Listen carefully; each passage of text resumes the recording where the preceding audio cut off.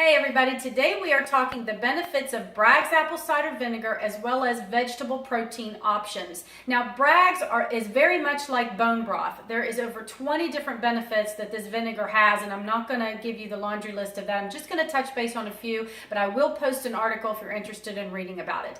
As far as Bragg's is concerned, this is the type right here I recommend. That's Bragg's apple cider vinegar, which does contain what's called the mother. As you can see, it'll settle at the bottom, so you'll have to shake it, refrigerate after opening. The mother contains probiotics, which, as we all know by now, is excellent for the gut.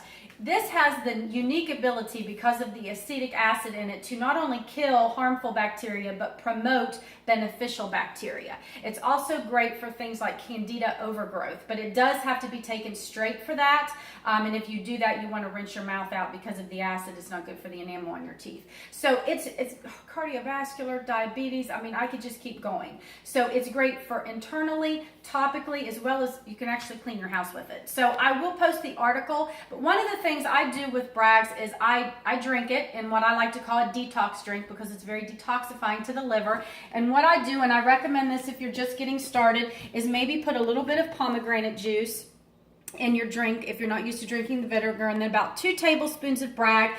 I always add turmeric powder, cayenne pepper, cinnamon, and then, Perrier water, club soda. That also helps minimize the taste of vinegar. And I drink that several times a day. It's great for heartburn. It's just overall very beneficial. Now, the second thing we're going to talk about are vegetable protein options.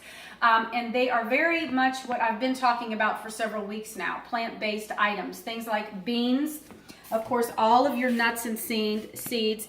Ezekiel bread is a great source, as well as quinoa, buckwheat, and popcorn.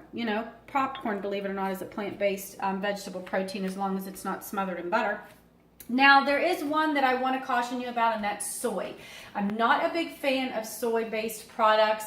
They are very popular for people that are vegetarians, and I used to once be a vegetarian, but I'm not real crazy about soy. It can mimic estrogen in the body, as well as conflict with medication. So if you are on any prescribed medication at all, I highly recommend you talk to your doctor if you're going to be eating any kind of soy products.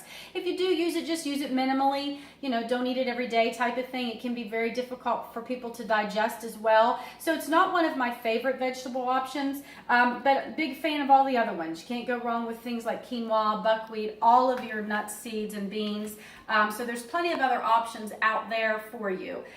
So I hope you enjoyed Friday's Fun Food Fact, and stay tuned for next week. I'm going on location next week. Not going to tell you where, because I'm not sure yet, but we are going to do an on location one next week. And if you have any other nutrition information that you need, or if you're struggling with weight management in any way, feel free to look me up at eatwellwv.com. See you next week.